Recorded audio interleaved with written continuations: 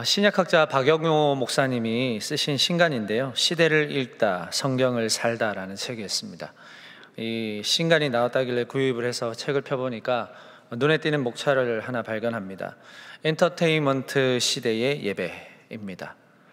이 주제 안에는 중요한 단어 하나가 나오는데 바로 소비라는 단어입니다. 이 자본주의 사회에서 빠질 수 없는 이 현상이 바로 소비주의 아닙니까? 이 소비주의의 특징은 제품을 구입하는 것으로 자기 만족과 욕구를 충족한다라고 하는 그런 이야기인데, 이것이 사회 현상으로 두드러지다 보니까 점점 과잉 소비 경쟁 이쪽으로 좀 확산되기도 합니다. 개인이든 기업이든 뭐 말할 것도 없죠. 또한 독특한 것은 이 소비를 해야만 내 내적 욕구를 충족시키고 만족을 시킬 수 있다라고 하는 어떤 강박이 마음의 자리를 잡고 있다 보니까 우리가 소비를 함으로 인해서 만족했다, 충족이 되었다라는 심리가 하나의 어떤 패턴 또는 의무감처럼 자리 잡게 되는 그런 현상을 우리가 바라보게 됩니다.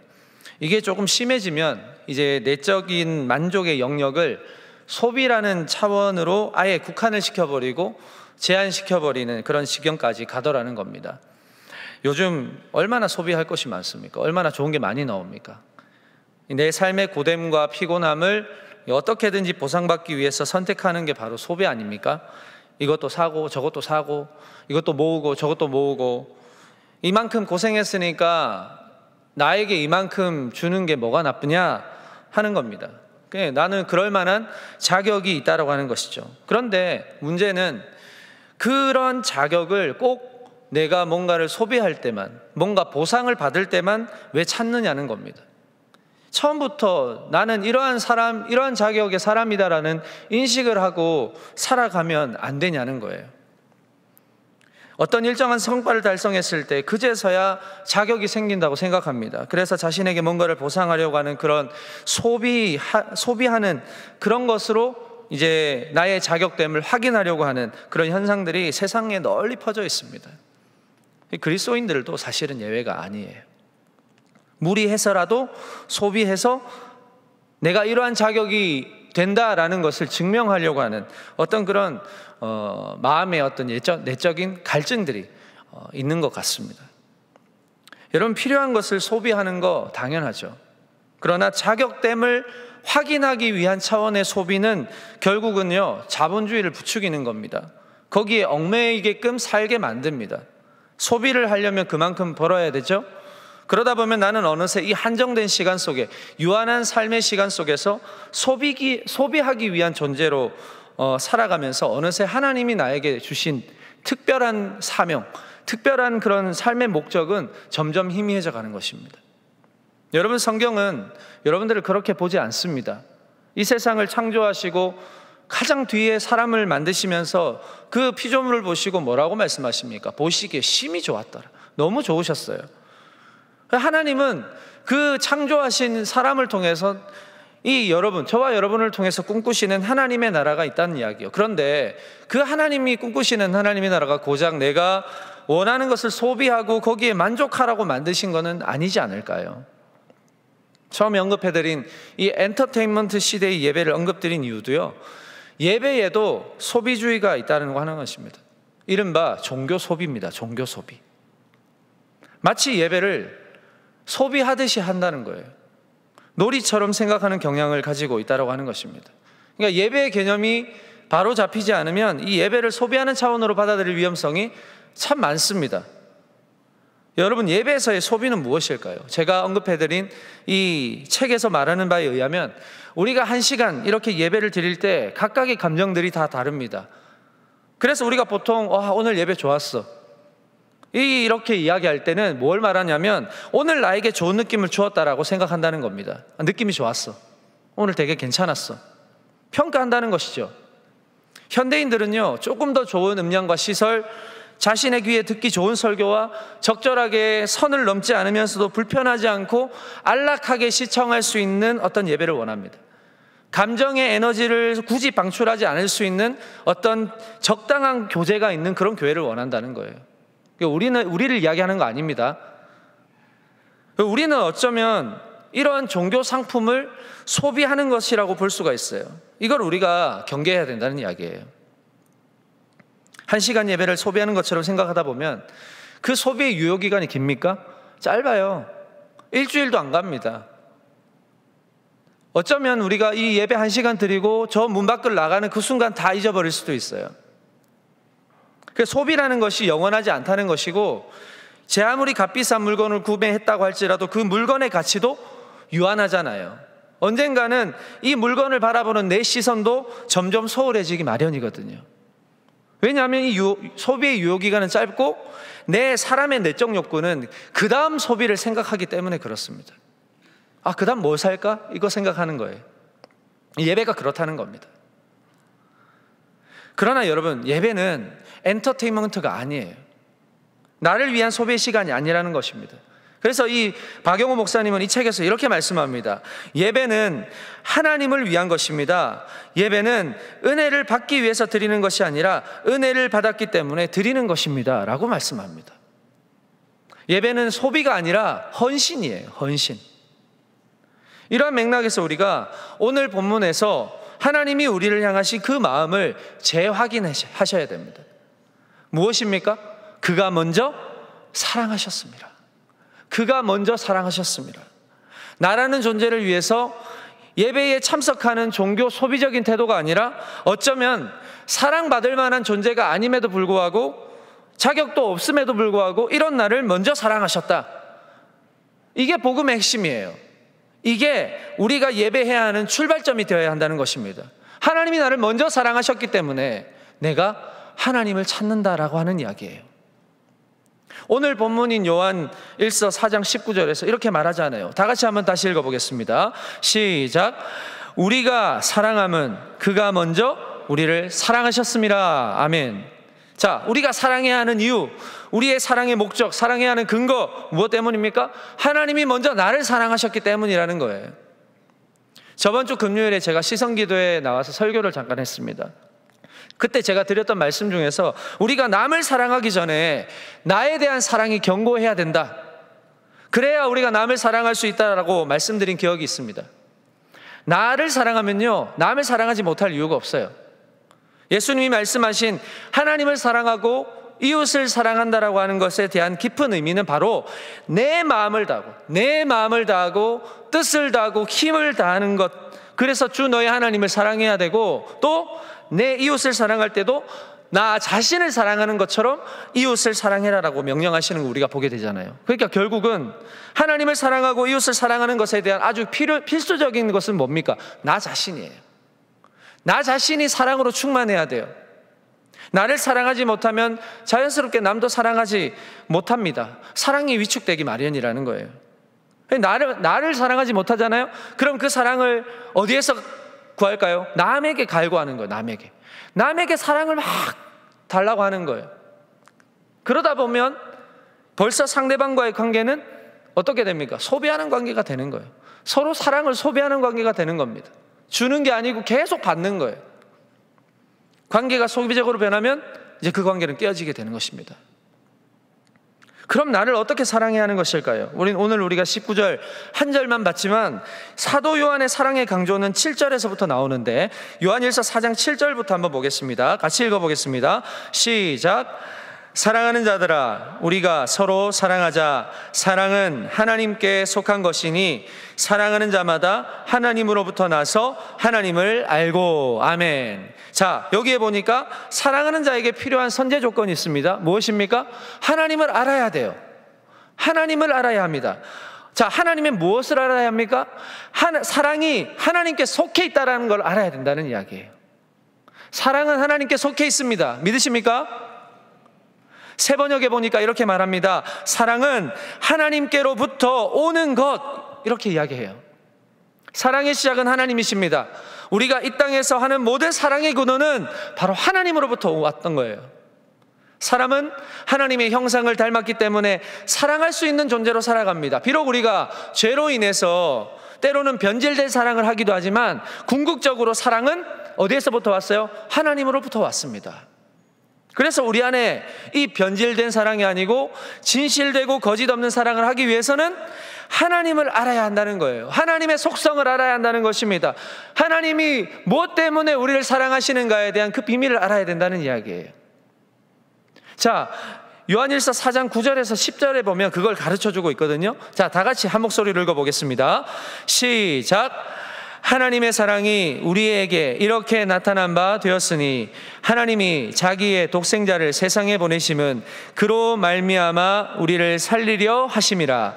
사랑은 여기 있으니 우리가 하나님을 사랑한 것이 아니요 하나님이 우리를 사랑하사 우리 죄를 속하기 위하여 화목제물로 그 아들을 보내셨습니다. 아멘. 자, 9절에 보니까 사랑이 나타났다. 어떻게 나타났습니까? 자기 독생자를 세상에 보내심으로 나타났다.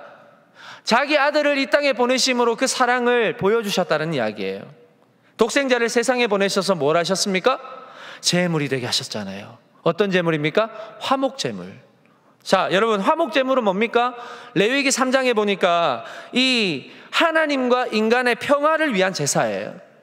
화목제물이라는 것은 특별히 이 화목제를 드릴 때는 이 짐승에 콩팥과 기름을 이 불에 태워서 드리는 제사예요.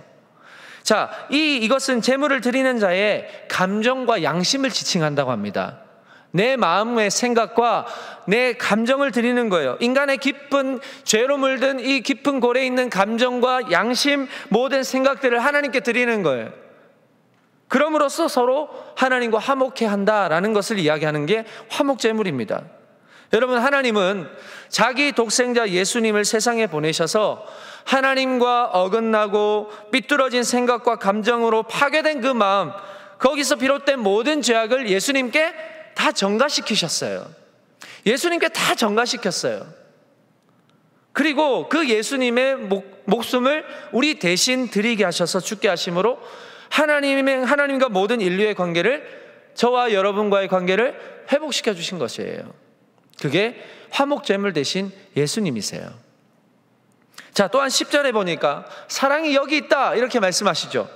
여러분, 우리는 죄로 말미암아 하나님을 떠났지만 하나님은 여전히 우리를 사랑하셔서 우리를 포기하지 않으시고 가장 사랑하시는 자기 아들을 제물이 되게 하심으로 인해서 사랑을 회복하신 그 사랑이 바로 하나님의 사랑이라는 것을 이야기하는 것입니다.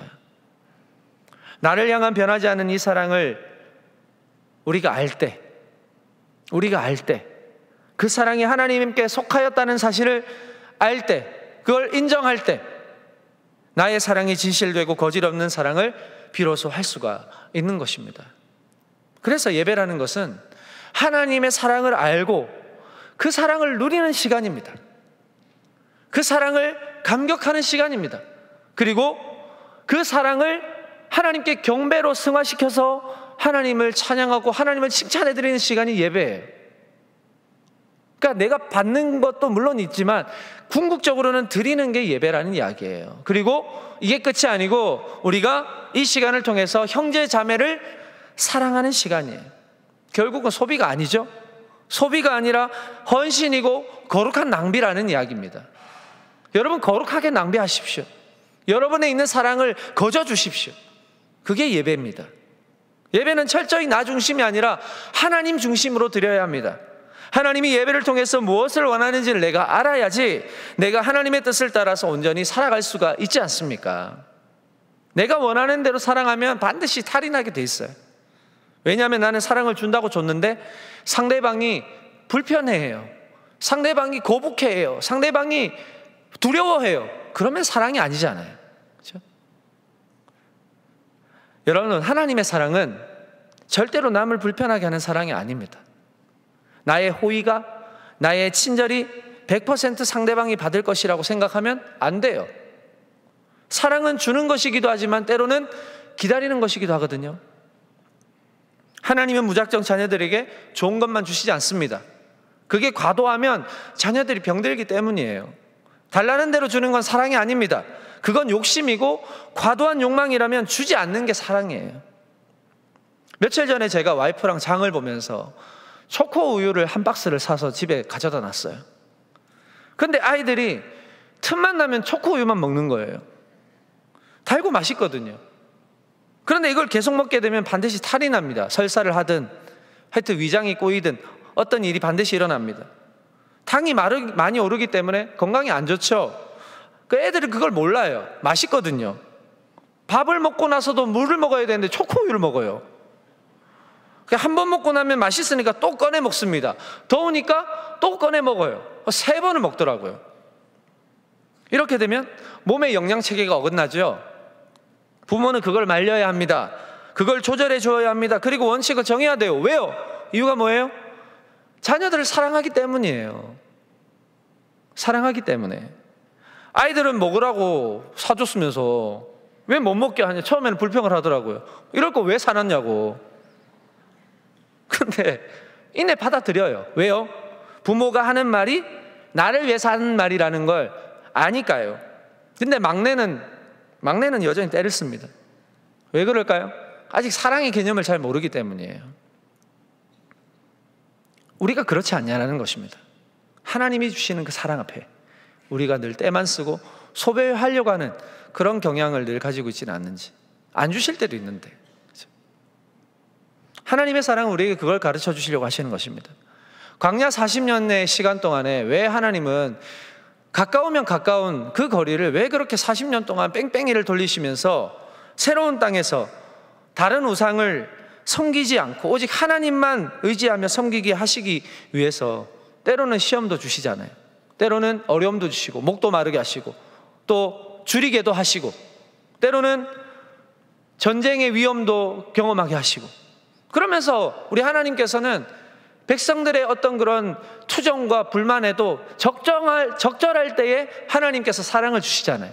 때로는 맞기도 하시고 때로는 말도 안 되게 하나님이 주기도 하시고 반석에 물을 내게도 하시고 그리고 하늘에서 만나와 메추라기를 먹게도 하시고 낮에는 구름 기둥과 밤에는 불 기둥으로 이들을 보호하시고 그리고 아말렉과 전투에서 가진 것 하나 없지만 모세가 손을 드니까 이기는 그런 기이한 상황들을 경험하게 하시잖아요. 이런 기이한 일들을 통해서 하나님이 어떤 목적을 가지고 계시냐는 겁니다.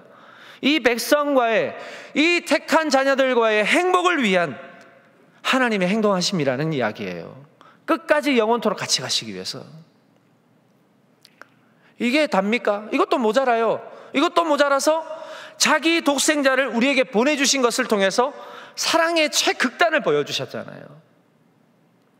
내가 너를 위해서, 여기 있는 우리를 위해서, 여러분 자신을 위해서 하나님은 내가 너를 위해 내 사랑하고 기뻐하는 아들도 기꺼이 죽일 수 있어.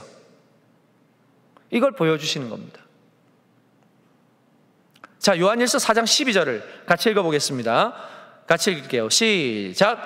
어느 때나 하나님을 본 사람이 없으되 만일 우리가 서로 사랑하면 하나님이 우리 안에 거하시고 그의 사랑이 우리 안에 온전히 이루어지느니라. 아멘. 자, 우리 중에 어느 누구도 하나님을 본 사람이 없습니다. 자, 그런데 하나님을 경험할 수 있는, 하나님을 체험할 수 있는 방법을 우리에게 하나 제시하시는데 그게 뭐냐면 서로 사랑하는 거예요. 서로 사랑하는 거. 이 서로 사랑함을 통해서 하나님을 만날 수 있대요. 우리가 서로 사랑하면 하나님이 우리 안에 거하시고 그의 사랑이 우리 안에 온전히 이루어지느니라. 여러분, 하나님은 사랑이십니다. 그 사랑으로 우리가 사랑한다는 것은 하나님과 함께 서로의 마음을 그리고 감정을 함께 공유한다는 이야기예요. 그 안에 사랑이, 하나님의 사랑이 있는데 우리가 서로 간에 어떻게 불편할 수 있겠습니까? 저는 이번 농선봉을 준비하시는 여러분이요, 매 순간 하나님의 사랑을 알고 그 사랑으로 형제 자매를 사랑하시는 시간이 될 수 있기를 축복합니다. 아멘입니까?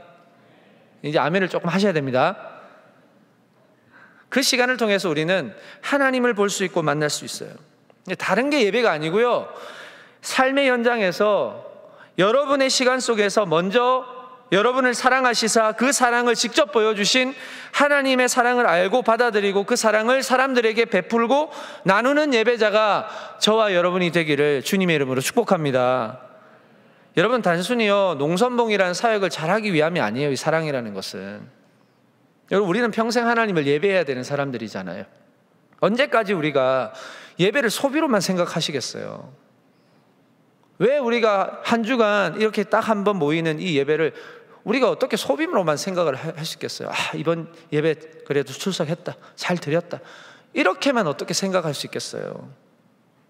매주 그렇게 우리가 감정도 없고 생각도 없고 계획도 없이 어떻게 내 만족과 충족을 위해서 우리가 예배해야 되냐는 이야기입니다. 여러분, 예배는 하나님의 사랑을 배우는 자리예요. 하나님의 사랑, 그 하나님이 알게 하시는 사랑에 참여하는 자리입니다. 거기에 어떻게 우리가 좋고 나쁨을 평가할 수 있을까요? 그렇지 않아요, 여러분? 여기 온 것만으로도 여러분 사실은 내 힘으로 온 거 아니에요. 하나님이 우리를 부르셨어요. 우리 얼마나 바쁩니까? 얼마나 할 거 많습니까? 스케줄이 얼마나 바쁩니까? 그럼에도 우리가 기억해서 하나님 제가 한번 와줬습니다, 이게 아니잖아요. 그렇죠? 정말로 하나님의 그 사랑에 감격해서 연약한 나를 여전히 포기하지 않으시고 사랑하시는 그 하나님 앞에 내가 드릴 것이 없나? 뭘 드려야 될까? 이런 고민 가운데 오신 거 아니에요? 여러분, 우리의 감정과 우리의 느낌에 지배되는 예배가 되면 안 됩니다. 물론 예배는 하나님의 사랑을 누리는 자리도 맞지만 이미 우리에게 그 넘치는 은혜와 사랑을 베푸시는 하나님을 알고 그 하나님께 사랑을 드리는 자리가 되어야 돼요. 여러분, 이 자리에 하나님이 계시는 줄로 믿습니다. 하나님이 계시면 충분하지 않습니까? 그렇죠? 하나님이 우리를 부르셨어요. 저와 여러분을 사랑하기 때문에 부르셨어요. 그런데 어떻게 여기에서 나라는 목적만을 생각하고 있겠습니까? 여러분, 하나님의 사랑을 알게 되면 우리가 무엇을 마땅히 해야 하는지도 자연스럽게 알게 됩니다. 누가 가르쳐주지 않아도 하게 돼 있어요. 그러니까 이 예배에 오직 하나님께만 집중하시길 바랍니다. 모든 채널을 끄십시오. 바쁜 일이 있더라도 다 차단하십시오. 하나님을 향한 채널만 열어놓으십시오. 거기에 집중하십시오. 여러분, 교회는 백화점이 아니에요. 교회는요, 가판대에 물건 올려놓고 그거 구경하는 곳이 아니에요. 여러분, 백화점으로 생각하는 분들이 있는 것 같아요. 여기에는 오직 하나님의 사랑만 있을 뿐입니다. 그 사랑의 능력이 나를 살게 하는 것입니다. 나를 더 사랑하게 되고 남도 사랑하게 되는 능력을 공급받는 자리가 바로 여기예요. 농선봉은 우리가 받은 사랑을 품고 사랑하러 가는 시간이에요. 내 기준, 내 주장, 내 방식 다 내려놓고 묵묵히 하나님의 사랑으로 사랑하는 시간이에요. 이걸 실천할 때 내 하나님이 거하시고 성령님이 우리 안에 거하심을 발견할 수가 있습니다. 여러분, 다 준비되셨죠? 이제는 준비된 거 다 잊어버리세요. 그냥 준비된 건 그냥 흘러가듯이 하시고 그 안에 넘치는 사랑을 주입하세요. 참으세요. 견디세요. 배려하세요. 그게 필요한 거예요, 이번 농선봉에는. 여러분, 하나님이 우리를 먼저 사랑하시지 않았다면 우리는 탑도 없는 변질된 사랑을 하고 있을 거예요, 지금도 여전히. 그러나 완전한 사랑을 우리에게 보여주셨기 때문에 우리가 그 사랑을 알면 우리는 비로소 진실된 사랑을 할 수 있습니다. 여러분, 남은 시간 사랑으로 준비하시기를 축복합니다. 아멘입니까? 아멘을 좀 더 하셔야 된다니까요. 지금도 여러분 혹시 부서 안에 서로 자기 주장이 옳다고 여전히 좁혀지지 않는 이 상황 속에 있다면 여러분 곰곰이 생각하셔야 됩니다. 농선봉에 물론 최선을 다해야 합니다만은 하나의 이 이벤트를 잘하기 위해서 사랑을 강조하는 게 아니에요. 여러분, 저는 꿈을 꿉니다.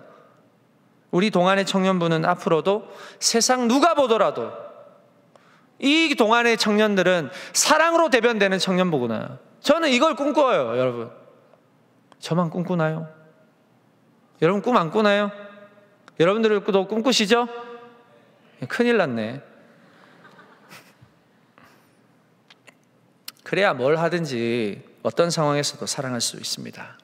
앞으로도 더더욱 사랑하기 힘든 시대를 우리가 살아갈 거예요. 여러분, 우리 어떻게 해야 돼요? 베드로 사도가 말했잖아요. 그럼에도 뜨겁게 서로 사랑하라. 남들은 차가워질지라도 우리라도 뜨겁게 사랑하자.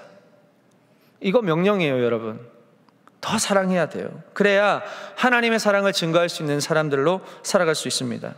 우리가 하는 모든 이 사랑이 진실된 사랑이어야 되고 하나님을 기쁘시게 하고 그것만이 우리 그리스도인됨의 능력임을 기억하시고 오늘도 발대식을 딱 시작했으니까 이제 며칠 안 남았잖아요. 이제 농선봉의 시작의 마무리의 모든 시간 속에서 이제는 내가 하나님을 어떻게 사랑할까, 우리 지체들을 어떻게 사랑할까, 이 고민만 하셔야 돼요. 그래서 하나님의 그 풍성한 사랑에 참여하는 여러분들이 되셔서 그 사랑의 크기가 날로 날로 커져가는, 증폭되는, 농선봉 다녀오시면서 여러분의 얼굴이 해처럼 밝아지는 그런 사랑으로 충만한, 저는 여러분들의 그 얼굴을 기대합니다. 햇볕에 그을려도 시커매도 정말로 하나님 보시기에는 너무나도 밝고 아름다운 얼굴로 그 선교의 현장에서 정말로 많은 사람들에게 주님의 사랑을 전하고 돌아오실 수 있는 우리 동안의 모든 청년들, 사랑이 넘치는 청년들 다 되실 수 있기를 우리 주님의 이름으로 축복합니다. 기도하겠습니다. 하나님 아버지, 감사합니다. 주님께서 우리에게 먼저 사랑하셔서 자기 독생자를 보내시고 화목제물 되게 하심으로 여전히 죄에 몰입하고 있는 우리에게 영원한 하나님의 사랑을 가르쳐 주시고 그 사랑의 극단을 가르쳐 주심으로 인해 우리가 진정으로 살 수 있는 방법이 무엇인지를, 나도 살고 남도 살 수 있는 방법이 무엇인지를 알려주신 하나님, 오늘 농선봉 발대식을 통해 이제 우리가 준비한 모든 것들은 다 스탠바이 되었지만 우리가 미처 준비하지 못했던 것, 하나님, 나를 사랑하고 우리 지체들을 사랑하는 이 사랑의 연합을 우리가 함께 준비하는 동안에도 더 뜨겁게 사랑하여서 우리 주님께 기쁨을 드리고 우리의 모든 마음도 주님께 드리고 우리의 모든 것들 다 주님께 올려드려서 주님이 허락하신 그 사랑의 풍성한 참여자가 다 되어 기쁨으로 사역을 감당할 수 있는 우리가 될 수 있도록 인도하여 주시옵소서. 예수님의 이름으로 기도합니다. 아멘.